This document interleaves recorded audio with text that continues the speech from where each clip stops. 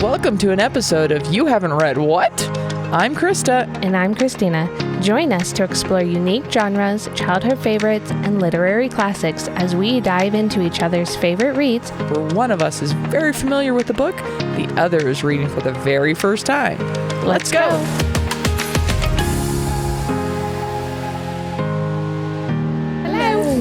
Hello. We're remote again. Yes. Because it's and it still sucks for me to drive. Well, I mean, we're also being cautious. So, Yeah. I mean, you do not want to have to go to London with crutches. So, Yeah, no. No. and my dog is a pain in the butt when she gets hyper. So, I am very hopeful I will find out early tomorrow morning if I can ditch the boot. woohoo. I am so hopeful. Yeah. I hate this thing.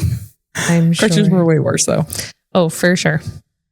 So A crutch or like an actual cast would even be worse than the boat too. So, It's true.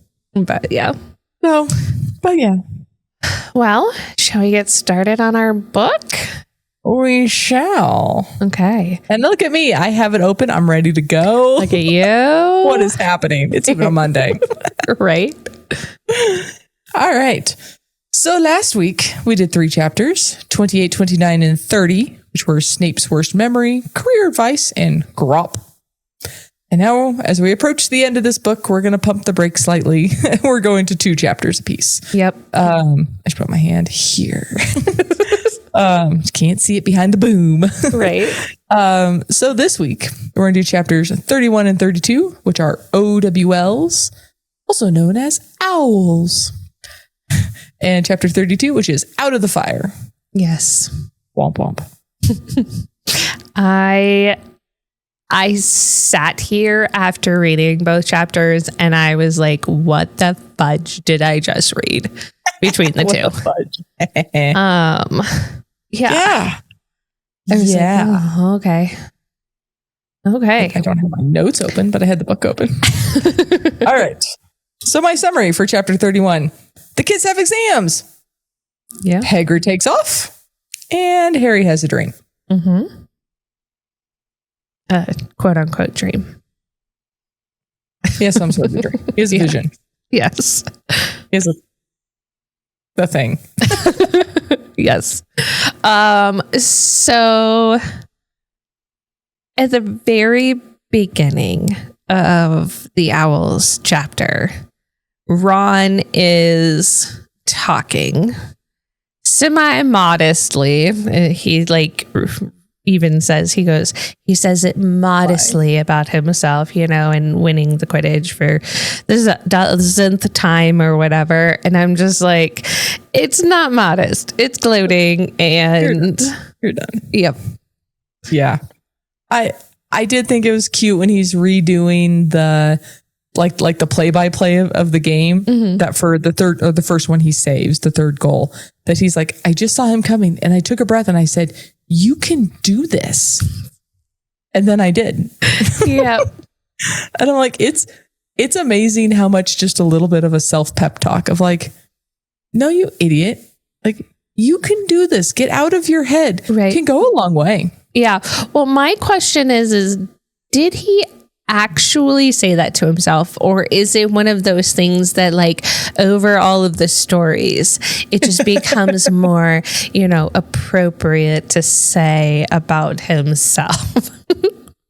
Very possible. So I mean, I think also at some point he was probably in his head going, you can effing do this, you need to effing do this, do this now. Right. Like, yeah, for sure. Before the rest of the team, murders you in your sleep. I mean, they won. So, but then I like too that he gives it to Ginny, as well. And is like, did you see how she was able to get the snitch right out from underneath Cho? And, did she cry again? Right. That was such a mean thing to say, but at the same time, I completely understand a 15-year-old saying it. Harry's over Cho. Yeah. The little love spark is gone. Yes, it is. Yes, I love spark. Crush. The crush. bug. Yes, but like throughout the whole conversation, he's like, didn't you see? You saw this, you saw that. And then they're finally like, okay, poke the bubble. Yep. And then, as a matter of fact, we did not.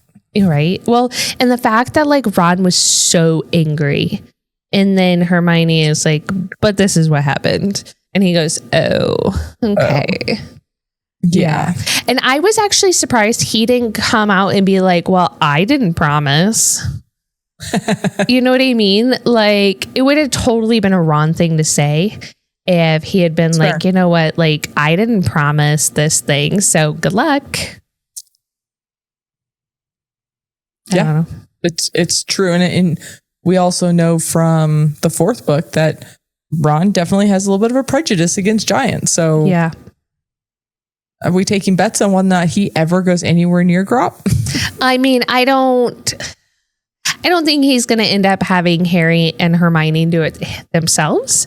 But I don't know that he's going to go fully up to Grop and be like, hey, buddy. Like, I think he's going to like stay the distance and kind of, he'll go into the forest. He'll stay his distance away. But I don't think he'll like just ditch Hermione and Harry either.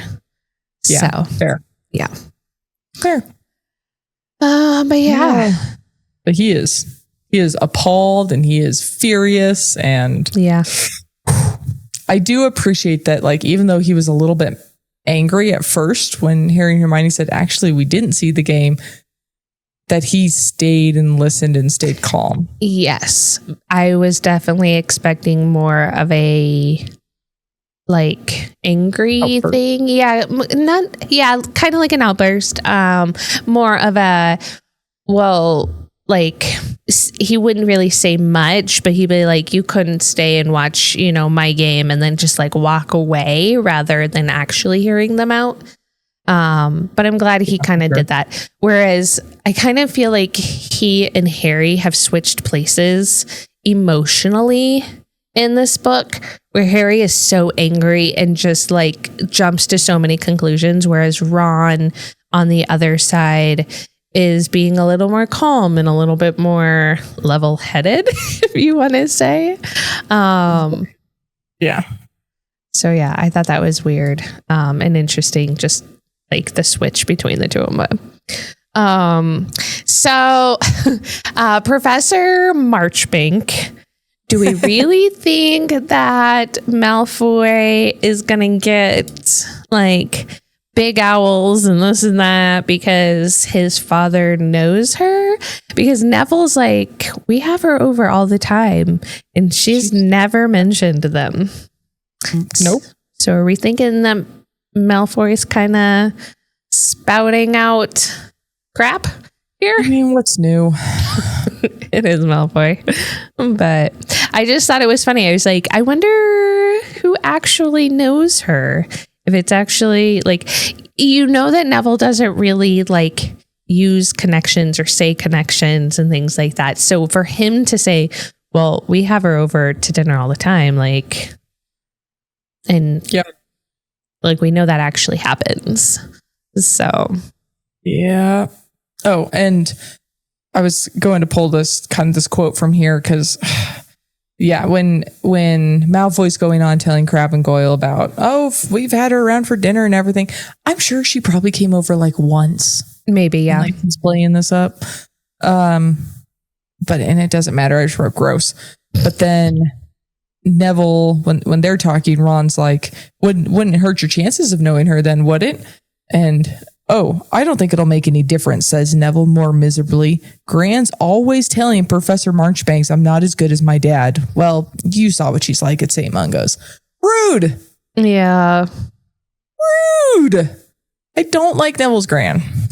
Yeah, I mean, she's definitely a tough one, and she definitely has a bias, which you would think that her bias would turn to the grandson because of the fact that, like, your kid is essentially a talking potato in a way. Yeah. I mean, not a potato. A vegetable. Like, yeah, I mean, like, but he's not even like, it's kind of the medical term. yeah. But at the same time, like he like the mom is up and around, but he doesn't remember. I don't remember. Was the dad also up and around, or? I don't think so. Okay. I don't think we ever saw him get up. We only saw mom get up because she went to hand him the wrapper. The wrapper, right? But yeah, I mean, I don't know. You can tell that she is hurting because of her son. But at the same time, like, she's proud of her son. And I think that's where that kind of, prejudice in a way kind of comes in when it comes between her son and Neville. So, and I mean, and there for a while, everybody thought that Neville was a squid. So, I mean, so threw him out of a window. Yeah. At least he bounced. Goodness. I know, right? Yeah, I just wish, like, okay, I don't understand, but I see you're grieving for your kid.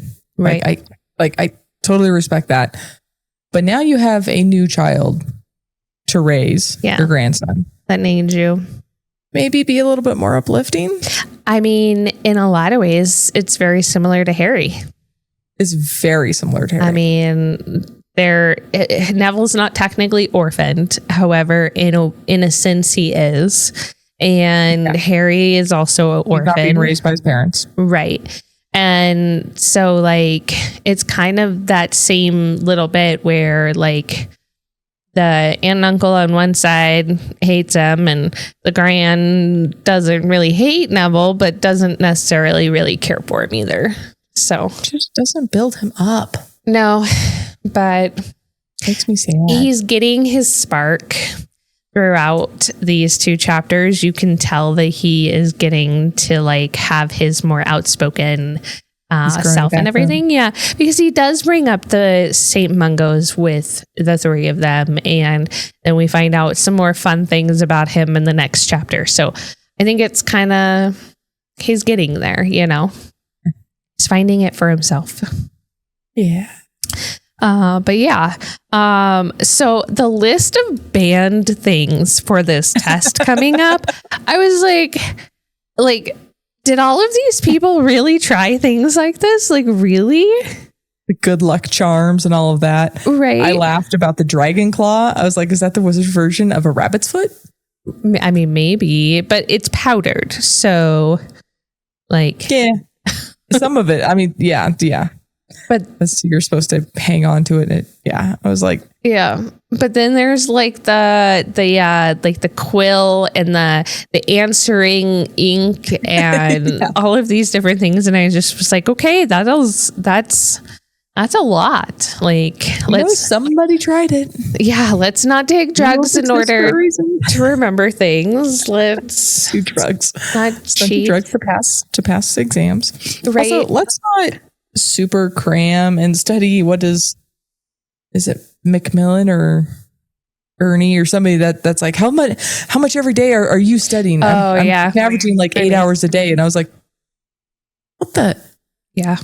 What are you eating? Are you sleeping? Because those are definitely more important than studying 8 hours a day. Proud that on Saturday he made 10, but then he was like, I wasn't so good the next day. It was only like 7.25 or whatever, and I was like, dang, dude. Sleep. Right. Sleep and nutrition are far more important than cramming. I mean, I never did well on tests, so it was one of those things where it was like, I'm gonna get whatever I'm gonna get. I rarely ever did anything more than that. I was just like, you know what? Like, I'll reread my notes if I have any, and I get whatever I get because it's the test portion for me. It's not necessarily like you give me work, I can do the work all day long. It's the test. So, yep. Nope. I am the exact same. I hated when I got to college. I'd always look at the syllabus, and I got one that was like, oh, it's like 50% homework, 25% project, and 25% final. I'm like, sweet. Right. But when I walked into one that was like, homework is 25%, the exam is 75. I was like, Nikes. I'm in trouble. Exactly. I hated it. Yeah. And so, yeah, I always set an alarm on my phone or my clock to make sure I was like in bed, not necessarily asleep, but in bed 9 hours before my alarm had to go off the next day. Yeah. And so up until that time, it was, I was rereading notes. If I had got like a 3.5 by 5 card, I made sure I had that. I made sure my calculator had batteries. Like I was doing all of that stuff, but I always set an alarm. Yeah. Because I was like, I could get sucked into just reading all night. Right. Don't do it. It doesn't help. Yeah. And then you get so tired. Yep. Yeah. So I found it funny that they talk about how the results of the OWL exams will come by OWL. I giggled. I was like, that's funny. I was well like, done. you're going to get those in June or July. Yeah. Middle of July. Yeah. And I was just like, that's funny. They're going to come by OWL. The owls are going to come by OWL. And then Harry's like, well, at least I know I'm going to get one message this summer. Right. Also, like, okay. Second book, your aunt and uncle were keeping things from you. Yeah. Third book, were you actually getting stuff? Yeah, he got cards. He got happy birthdays from everyone. Yeah, but he had to keep them in the floorboard. Because isn't that the one with the car? Oh, he had to keep the cake in the. That's the second book because Dobby was stopping all of the messages. Oh, that's right. Yeah. In book 2, it's the third one that he has to keep the cake in the floor so that his cousin Dudley doesn't eat it. But he gets cards from everybody. Yeah, he gets birthday gifts. Yeah. And then the fourth one, I mean, the really only message he gets is "Come to the World Cup, come stay with us," which is more than enough. Right. Yeah. Fifth book is a little weird, but that's what they were. Ron and Hermione and everyone were being told not to talk to him about things. Right. So but he's like, at least I'll get one message. I'm like, you jerk. You're saying this to your posse around you that has written to you literally every summer? I think he said that in his brain. He didn't actually say it out loud because there's no quotes around it. So dude, I think he's still bitter from last year because of the fact that everybody had to ignore him until he came to Grimmauld Place. So shouty Harry. Boo, shouty Harry. Mm-hmm. I like that McGonagall has to bite her lip really hard. The exam results reflect on our existing, basically on Umbridge. Mm-hmm. And she was like, but you have your features to think about, so please do a good job. Yeah, exactly. She so badly wants to tell them all, just fail. So F it up. Yep. Yeah. But she can't do that. Nope. She needs to. Yeah. She needs to remind them there's more at stake than just a protest. Temporary headmistress who's a jerk. Yeah. Well, I mean, temporary. We don't know how temporary it's going to be. Obviously, we hope that Dumbledore comes back, but we don't know how temporary she is. It's already been too long. Yeah, exactly. I like when Marchbanks comes in and it's just like, where's Dumbledore? I haven't seen Dumbledore. Where is he? Yeah. What's happening? Right. And I've always liked glaring at Harry. Yep. And they're like walking as quietly and slowly as they possibly can without being too suspicious. I'm like, I also wrote that down. I was like, Ron's like, let's go get a closer look at the examiners. I was like, that's weird. Right. They're just people. No, we have to make sure that they're going to like us or whatever. I don't know. As you do a drive-by, like, right? Let's just run. Let's go get a closer look. And I was like, of what? Yep. I thought that was weird. So we get into all of the exams, right? I love how the very first exam question Harry gets, everyone reading the book says the answer. Yeah. What is it? How do you make things float? I don't remember what the question is. It's how do you make things float? Oh, okay. And what's the wand movement? It's the one that Hermione always says. It's Leviosa, not Leviosa. Yeah, that one. Swish and flick. Yes. So I read that question. Harry smiles and I smiled and went, ha, I got one right. Well, I made a note somewhere in this that he uses what's happened previous years, like the polyjuice potion and all of these other things to like answer questions. And I just find it funny because he's like, oh yeah, I know exactly what happens with this because of that. But I also find that Hermione is so anxious. Like she gets beyond normal points on her tests, and yeah, she's still so anxious. Like she's just kind of going overboard, and while everybody, yes, is worried about their tests and everything, like she's almost just like way overboard with it. Yeah, I mean, yeah. I like that when she gets out of the exam and she starts like reliving every question. Yep, Everyone's like, did we not do this? Yeah, I actually wrote it down. And Ron goes, we've been through this before. We're not going through every exam afterward. It's bad enough doing them once. And I was like, preach. I hated that when after tests, people would walk out and be like, what did you put for this question? What did you put for this answer? I'm like, doesn't matter. Right? It's done. I don't remember. That was like 2 hours ago. Yeah. I found that really funny. Reliving test after test. I was like, go Ron. Yep. Go Ron. Meet Professor Tufty.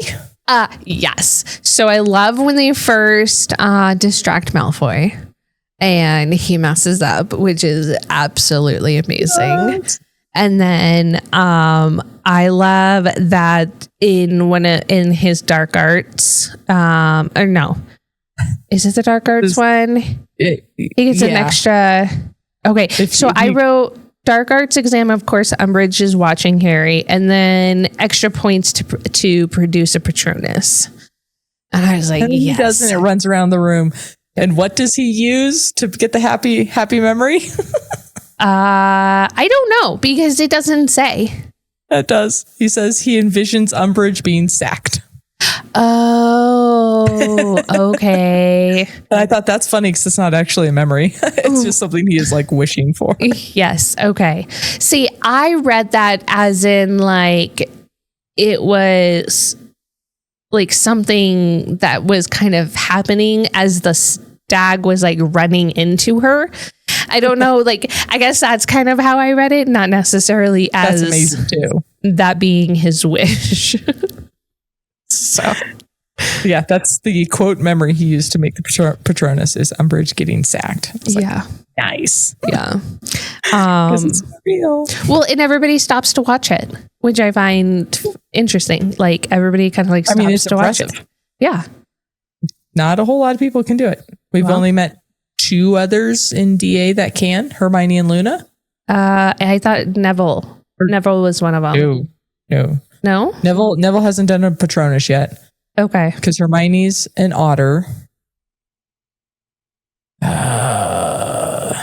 Is it Luna or is it Ginny that's done it? Cho? Oh, maybe it was Cho.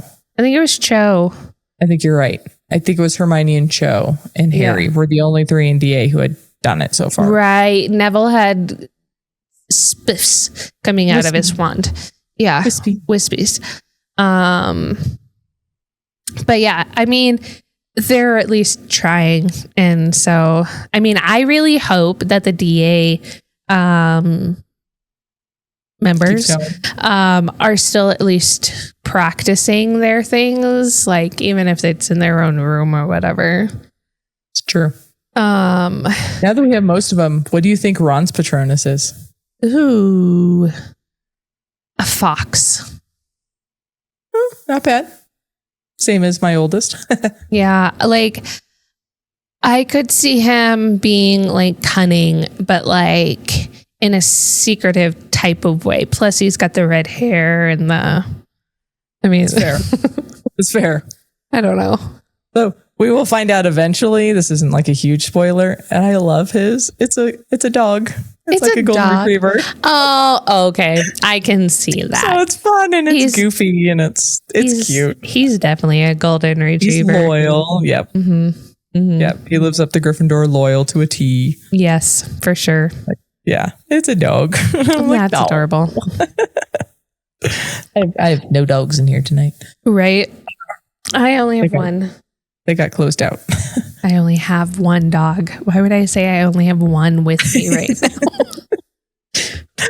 She did not duplicate. No, she did not. Like the flamingos, whoever did the 10 flamingos and they had to wait for several minutes.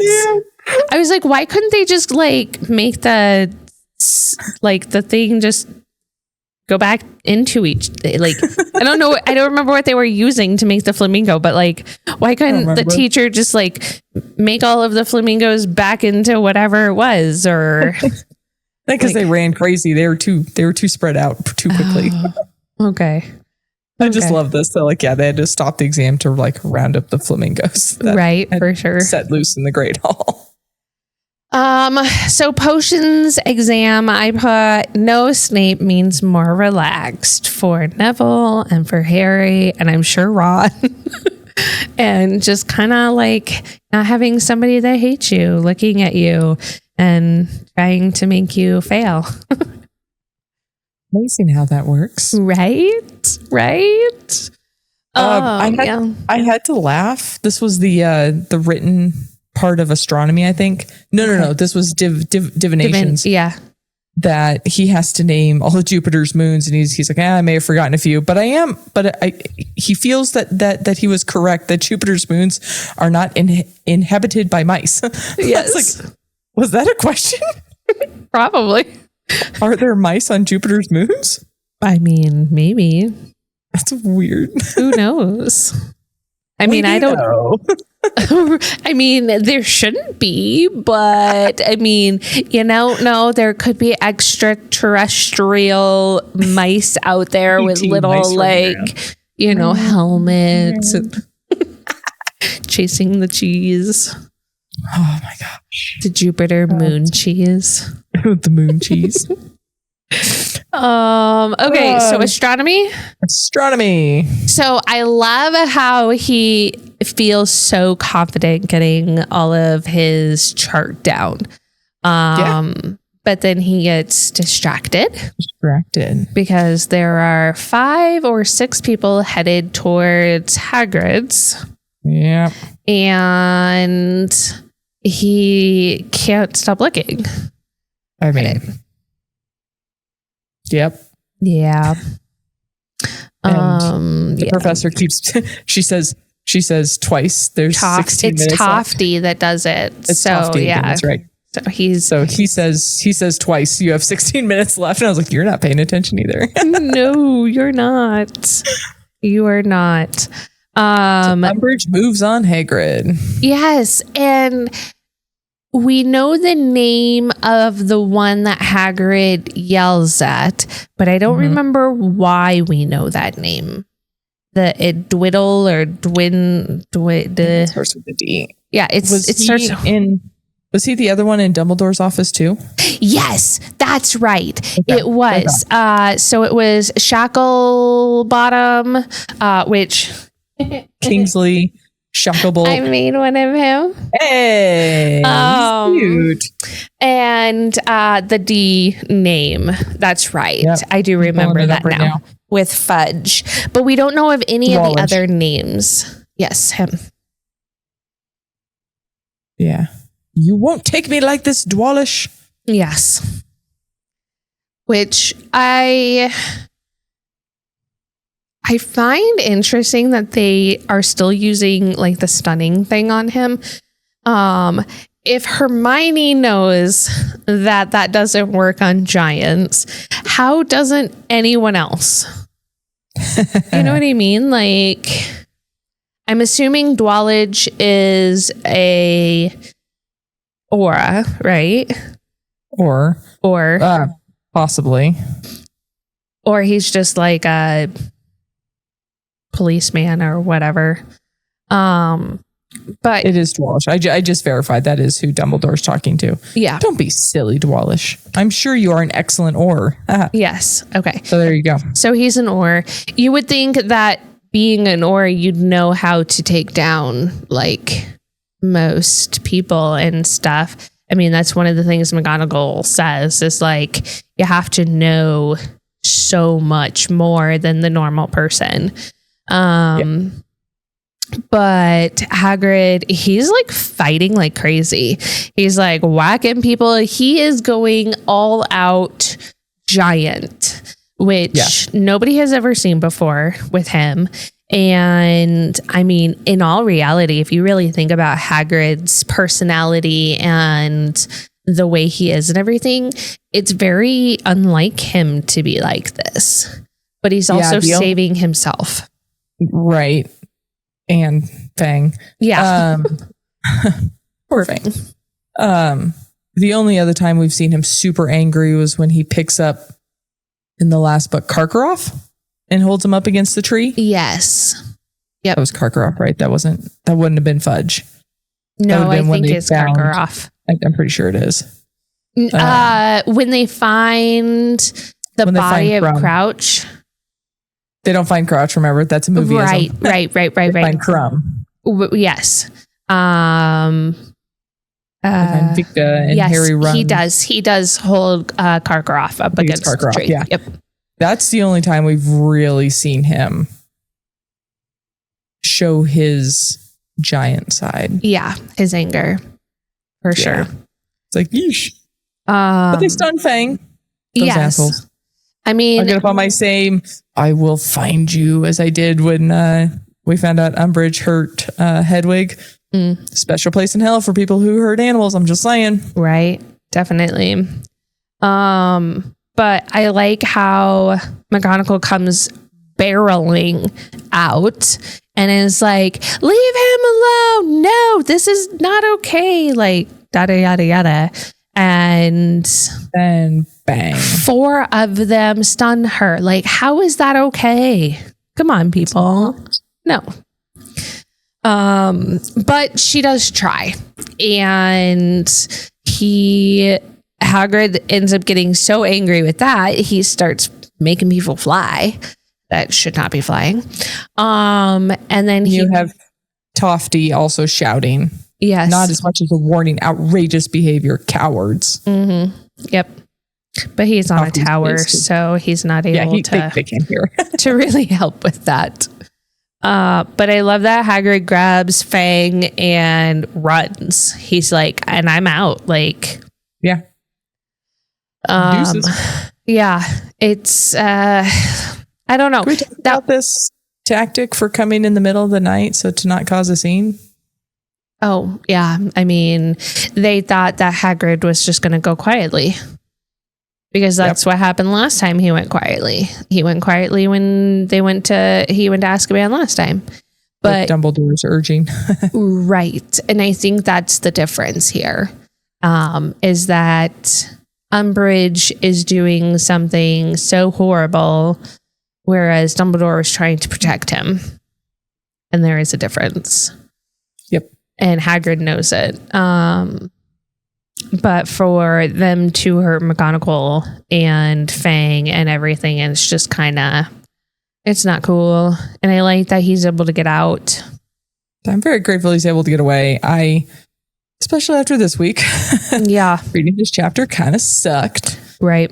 Right now we have, let's say, government agents going door to door and stealing innocent people out of their homes. Yeah. And protesters are getting caught in the middle and getting killed. Yeah.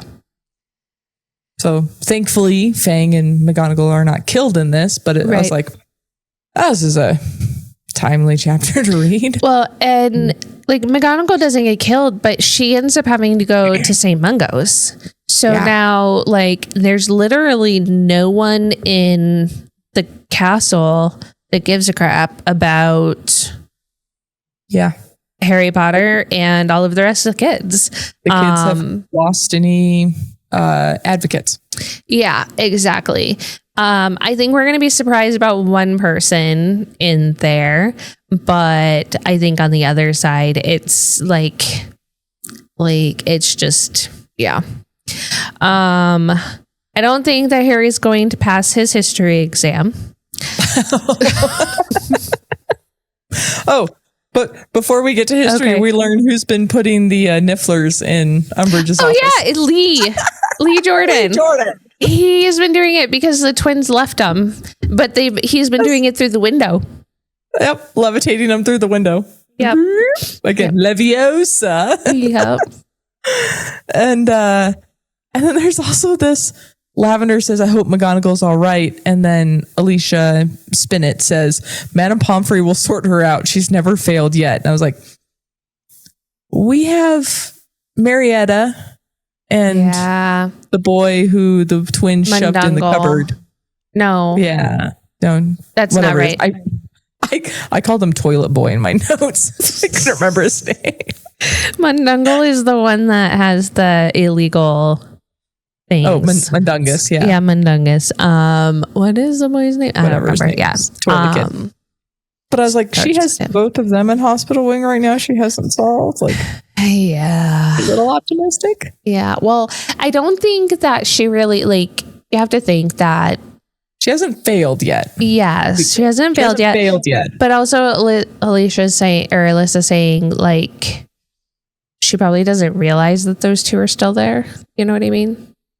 Also like, fair. She might not know them, and so she might not really remember that they're there. So there's that. Okay, so history. He's definitely failing. He falls asleep, which I don't think he fell asleep. I think he's more like, I want to say hallucinating, but that's not really quite right either. Like, kind of more of a what's that called? Like your conscience, like disassociated, like your it's almost like a third person style. Yeah. Out of body. Yeah. That's what I was trying to like. Yeah, that like out of body conscious experience. Yeah, like he's kind of struggling with this test to begin with. And it's almost like he's being lulled into this like state of this vision. Right. Of like dreaming this or visioning. Yes, envisioning Voldemort. So he's basically back into Voldemort's mind, but he's in the room again in the Department of Mysteries, and this time Voldemort is torturing someone. Yes, and it starts off very vague if he's torturing someone. Yep. But it's the person is on the floor like a wounded animal, and you start to go, uh-oh. Yep. And like, it's almost that piece, like he internally probably knows who it is because of the way he talks about it. But then he realizes that it is serious. And I mean, he is Voldemort currently. So he is torturing his godfather. And just because it was named the way it comes across as Harry realizes it is serious. I'm like, yes, it is serious. It is also seriously serious. Right. Yep. I was like, just the way that was said, that was funny. Yeah, for sure. It works both ways. Uppercase S and lowercase s. Yeah. Serious. Right. But yeah, whatever it is, it's in that room, and supposedly Black can get it. Whatever these little orbs are. How? Like, why? Ba-ba-bum. Yeah. But also, if Voldemort can't touch it, then how is he supposed to use it? Or if he just can't touch it until it's not in its place anymore, maybe? Once that, then he can touch it? I don't know. Like, kind of like with the whole Harry thing. Like, he took his blood, so now he can touch Harry. Makes it sound so bad. But... finger head, there you go. That's it. But yeah, next chapter, because this is where he passes out. Yep. So he passes out at the end of the last chapter, and he just falls out of his chair, and the Great Hall, quote, exploded. Yes. So now chapter 32. My little summary. Harry talks to Creature and busted. Yeah. The fact that Tofty just is like, oh, it was due to the exams. Just go to Pomfrey. She's already taking care of somebody else. It's fine. Yeah. Really works to Harry's advantage. Oh, for sure. And Harry's also like Harry is on the ground screaming. Like, it's not an exam. But Harry's able to just be like, I just fell asleep. It's okay. Yeah. If I can get the cable out of my way so it stops bugging me. Yeah, just the fact that how easily he writes this off and is like, it's the exams, don't worry about it. I was like, well, what are we doing to these kids? And Tofty like says, oh, you can go finish your exam then if you're feeling okay. And Harry's like, nah, I've done as much as I'm going to do. I'm like, I got nothing. Yep, but he's definitely failing that one. Fell asleep in Binz's class. Right. Yeah. As well. Okay. Did you get a Madame Pomfrey? Yeah, so we find out that McGonagall's gone now at St. Mungus. Now he feels like there's no one there. Even Pomfrey is surprised she survived. Yes. How vicious that of an attack that Pomfrey's angry. She's like, if I didn't feel that you, like, as a group of children needed someone to be here, I would resign. And I'm like, I wonder how many more teachers feel that way. Mm-hmm. So yeah, good question. I find it funny that his first instinct was to go to McGonagall to tell her what happened. Then his second is like, but I have nobody to tell to tell or to help me. And then his third is Ron and Hermione. And I'm like, okay, like I knew that there was already another person that he could have gone to, but like for him to not even think about like the way he thought about it was just like, okay. But I'm surprised he didn't say anything to Ron and Hermione first, because that's usually what he would have done. In fairness, they were still in their exams. That's true. That's true. They couldn't just walk out. Yeah. But they don't seem super, like they're very reluctant and they don't know if they believe him. Well, especially Hermione. Yes. And I'm like, Hermione, you're not wrong. Like everything you're saying is true and a concern and why clemency was probably a thing. Right. But I wrote, Harry is overly emo. He is way too emotional and way too tied to this. Yep. Hermione is never talking him off of this ledge. No. And I think on top of it too, that like, while everything Hermione is saying is true and everything in a logical way, I think he's just to a point where he's tired of all of it. Like this is the situation we're in. Yes, I should have done occlumency. Yes, I should have apologized. But like, this is where we are. So instead of trying to tell me all of the things that I should have done, let's figure out the problem now rather than what's already done and over with. Past. Yep. I like her quote, saving people thing. I was like, also known as a hero complex. Yeah, I kind of had a problem with her bringing that up in this instance, though. Well, so I had to look it up because I knew hero complex was a thing. Yep. So this is my little screenshot I've got on my phone in front of me. The hero complex, also known as savior complex or hero syndrome, is a psychological concept describing an overwhelming need to help or rescue others, often to the detriment of one's own well-being. See book 4, task 2, as Hermione so kindly points out. Individuals with this complex often seek validation or sense of purpose through their actions and may even create problems to solve. Enter book 1 and 2, kind of.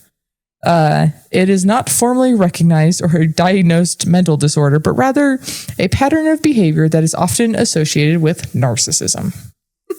Yeah, and I don't see a lot of that with Harry. Like, I see everything up until that last line. Yeah. Because in book 1, like, he absolutely created that whole thing in his head and ended up being kind of partially right. But like, the whole problem, if he just stayed away, it would have never been a problem because what's his face? Who's a Quirrell would have never gotten the stone out. It was safe. Right. But then Harry has to show up. Yeah. So he like creates the thing. Book 2, the basilisk was a real thing, killing people, blah, blah, blah. Fine.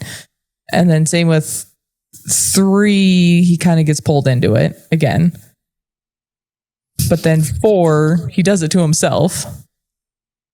Sorry, if you're watching me, I just got a text message from my husband. Oh no. And he asked me if Bree is the stuffed mouse or a new live mouse, and that's living in our pantry.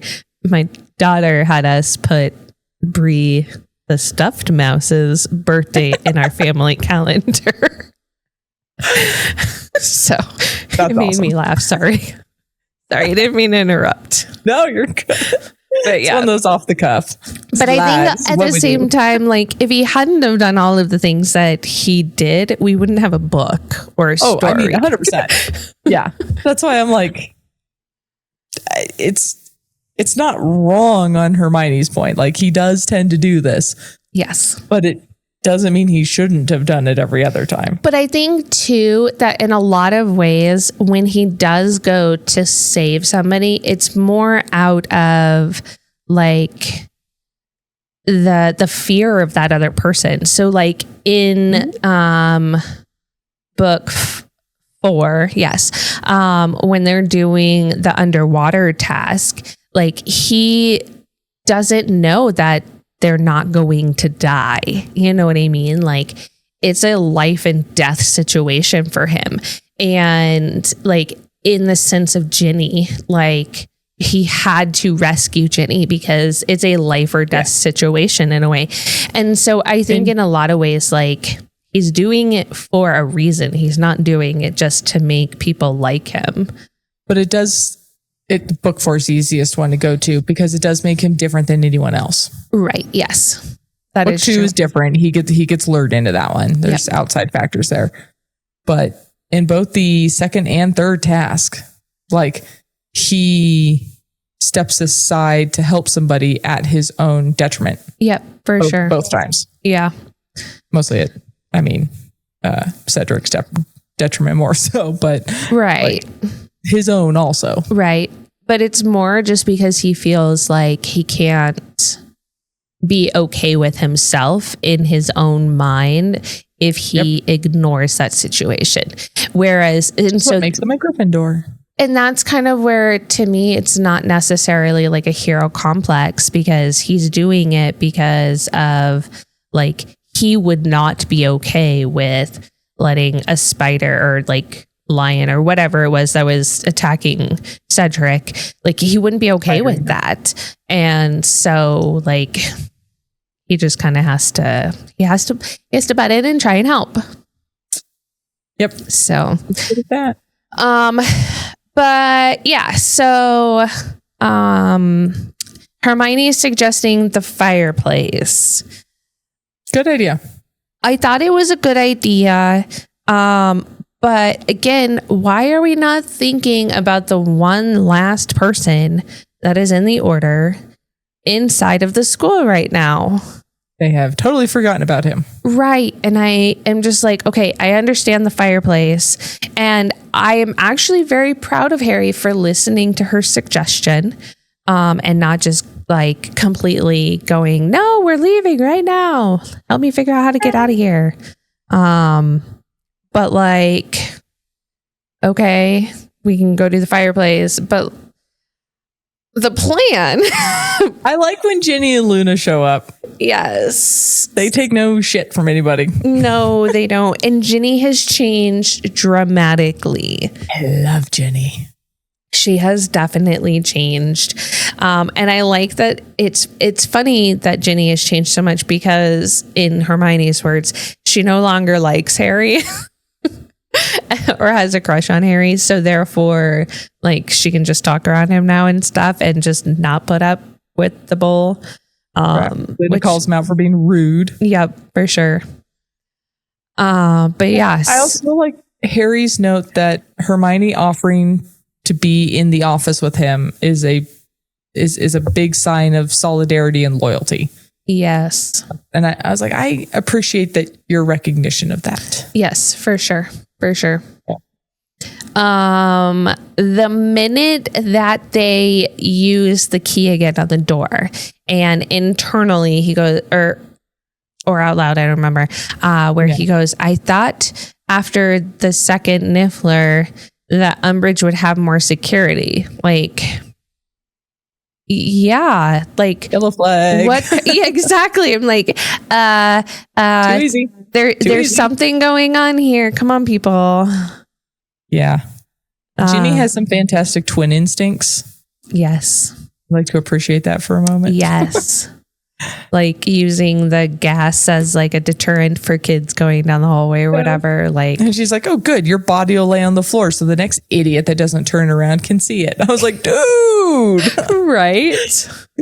All right, Fred. Right.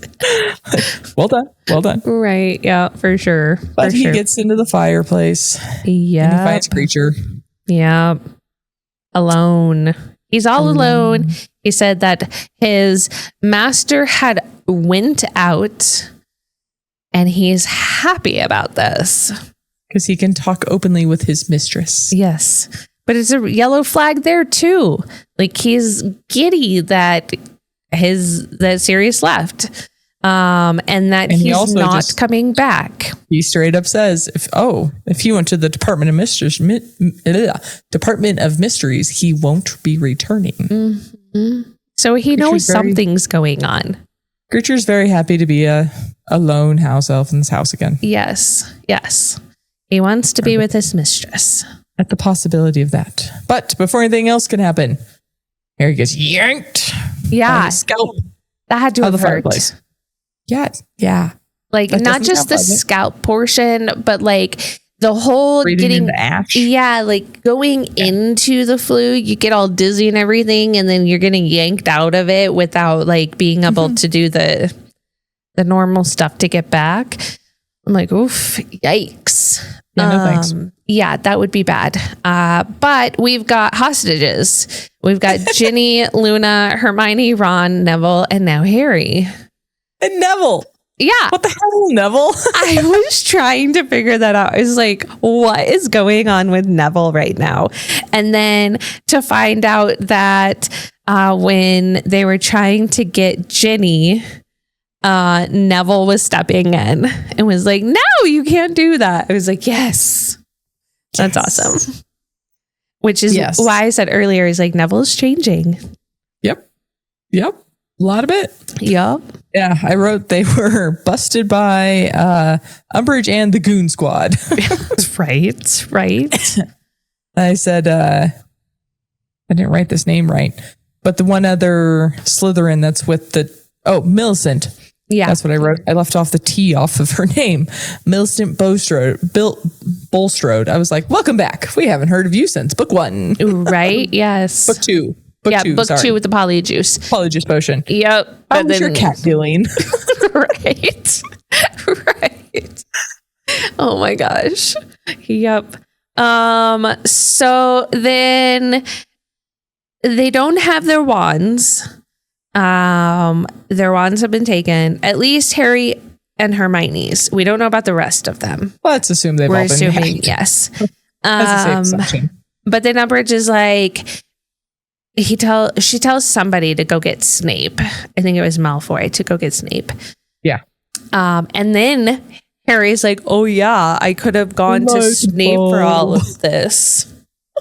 Such a dude. I'm not totally surprised Harry didn't come up with that idea. I'm shocked Hermione didn't. Right. Well, and at the same, yeah, I guess I'm not shocked that Harry didn't, only because Snape hates him. His hatred for Snape. He just doesn't think of Snape. They He both hate each other. So doesn't cross his mind unless he has to. Well, and my question would be, would Snape actually listen to him if he had come to him by himself? Like if he had gone from McGonagall to Snape instead of to Ron and Hermione, like would Snape have actually taken the time to listen? Or would he have been like, get out of my office? That's a good question because we know Snape threw him aside in the last book when he was trying to say that Fudge was out in the forest. Yep. And Snape was like, no, the Professor Dumbledore is not worth your time. Go away. And When Crouch, doesn't believe him. not Fudge. Sorry, Crouch. Thank you. Yep. That Crouch is in the forest mumbling randomness Yeah. that like Well, Snape and doesn't believe him then. we know that Snape hates him right now because of the occlumency stuff and the Invasion of pensieve. privacy. Yep. Just fair. It's a big invasion of privacy. It was definitely. So Snape comes in and Umbridge is like, I need some more of the Veritaserum. Yeah, Veritaserum. And he goes, you took my last bottle. Though I wonder if he's lying.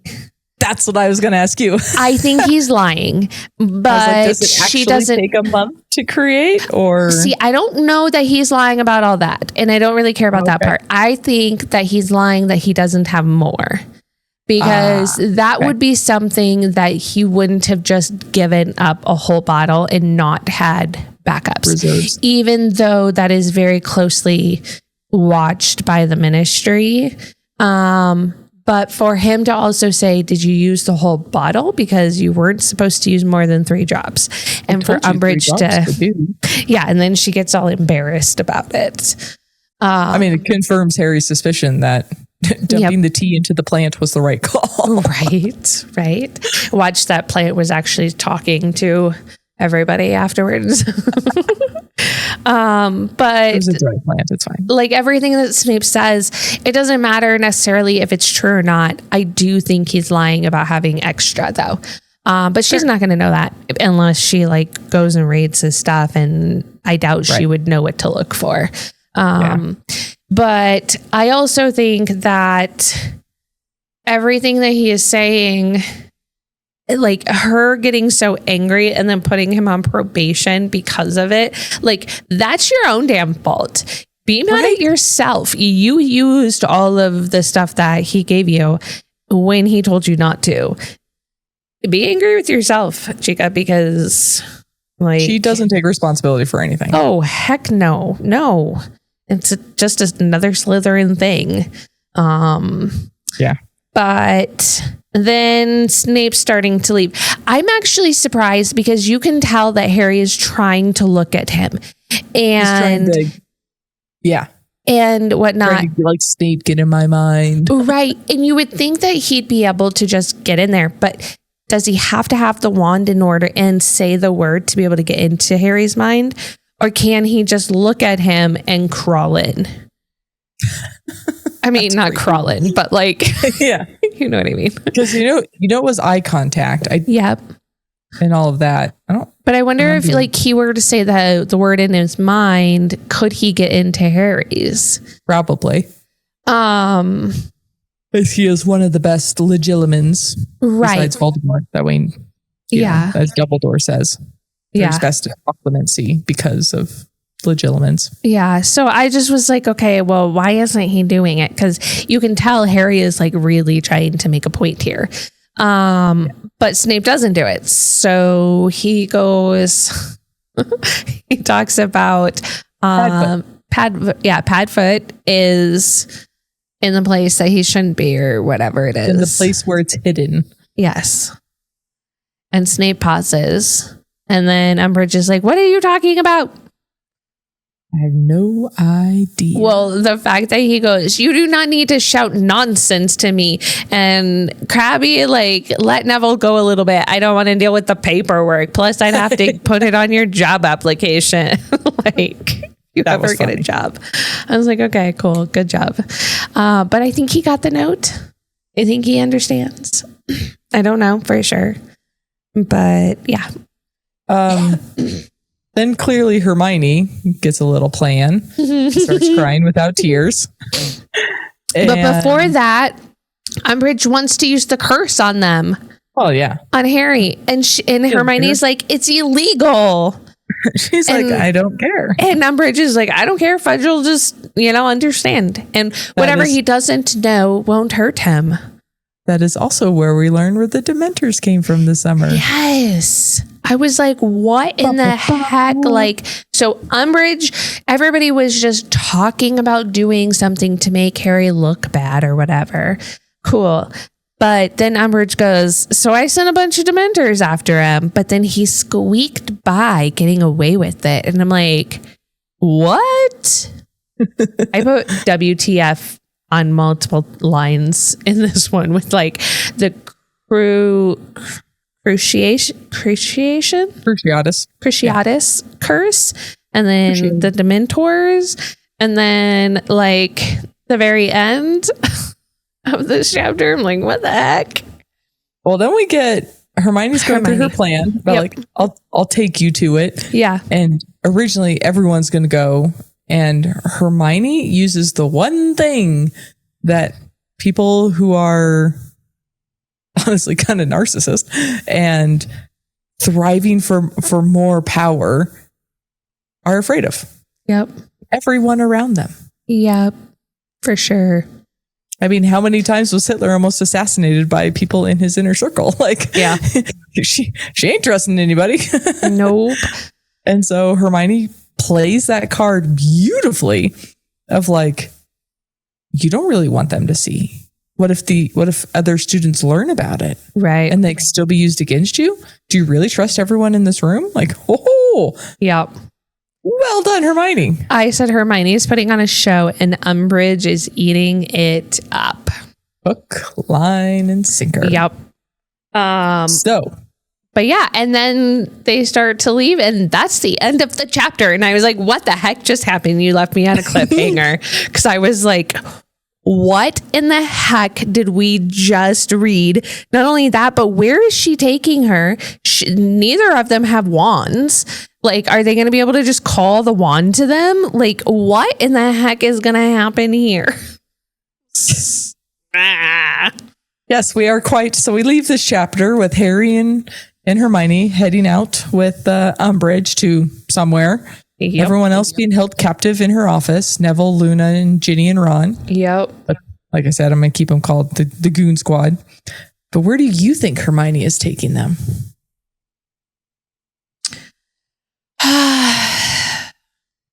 Honestly, I'm not sure. I mean, maybe to Grop. Or down to the dungeon where Harry's like the firebolt is, so that they can just take off like Fred and George. Fred and George style out there. I mean, they don't have their wands though, so I mean, and you don't want to leave Ron. So I mean, though Ron hasn't really been participant in most of the ends of the books, so. Yeah, we kind of slowly lose him. He usually gets knocked out or yeah, stuck behind a bunch of boulders and then bitten. Right. And then nobody's at the end of the fourth one with him. So yeah. So I don't honestly know what she is thinking here. Like, down to the Chamber of Secrets to grab a basilisk's vein and eat. Right. I mean, maybe the Room of Remembrance and then locking her in. Oh yeah, requirement. And locking her in there or something. I have no clue. That's a good one. I don't know. All great guesses. All great guesses. None of them right. All right. So next week, again, 2 chapters because, you know, I got to keep leaving Christina here on right cliffhangers. We're going to do it again. Sorry. Not sorry. Chapter 33, Fight and Flight. FIGHT and FLIGHT, Fight and Flight. And chapter 34, The Department of Mysteries. So they are going to get the firebolt. But they don't have their wands. I don't know how this is going to happen. Okay. Cool. Making sure. Yeah. Okay, well, we're there. Okay, 33 and 34. I'm trying to write them down. We're getting there. Yep. We're getting there. Okay, well, we will see everybody next week for another cliffhanger. And yeah. Okay, we'll see you later. Bye. See you later. Bye. Thanks for joining us for this episode. If you had fun, please follow, download, and review this podcast on your preferred listening platform. If you're ready for the next chapter, join the spoiler-free conversation on our Facebook group. Search You Haven't Read What? The podcast. or on Instagram and YouTube for exclusive videos and behind-the-scenes content. Have a great week. And we'll catch you on the next page.